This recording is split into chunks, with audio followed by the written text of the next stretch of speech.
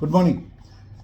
Robin ശർമ്മയുടെ ഏറ്റവും famous ആയിട്ടുള്ള പുസ്തകമാണ് the leader who have no title എന്ന്. ഞാൻ എപ്പോഴും ഡെയിലി റുട്ടീൻസിൻ്റെ അല്ലെങ്കിൽ നമ്മുടെ ജേർണലിങ്ങിൻ്റെ ഭാഗമായിട്ടാണ് ഇപ്പോൾ ഈ ഒരു 4 ദ നാച്ചുറൽ പവറിനെ പറ്റി നിങ്ങളോട് പറയുന്നത്.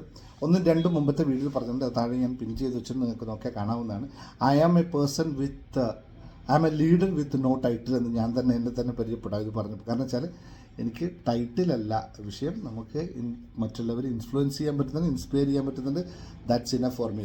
സോ ഇന്നത്തെ നാച്ചുറൽ പവർ നമ്പർ 3 പറയുന്നത് every one of us with life can passionately driven positive changes in the face of a negative condition and you need no title to do that.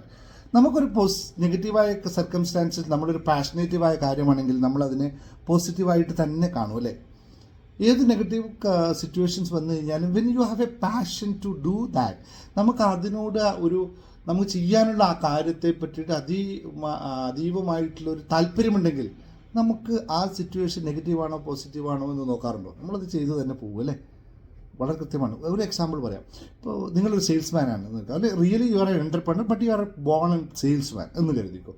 ഓഫീസിൽ നിങ്ങൾ 100 പ്രഷറിലടിക്കുന്നുണ്ടാവും, 100 പ്രശ്നങ്ങളിൽ കടന്നു പോകുന്നുണ്ടാവും.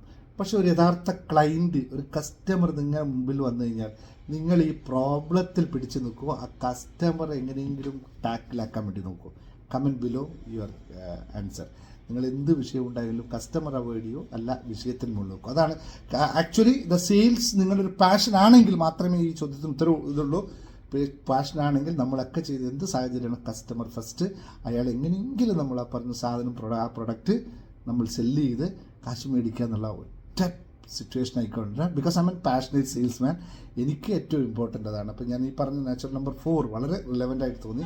നമ്മളെ പാഷനേറ്റ് എന്താണോ അതിൽ നമ്മൾ ആക്ട് ചെയ്യുകയും ചെയ്യും, ഏത് സിറ്റുവേഷൻ ആയാലും എന്ന് മാത്രം ഓർക്കുക.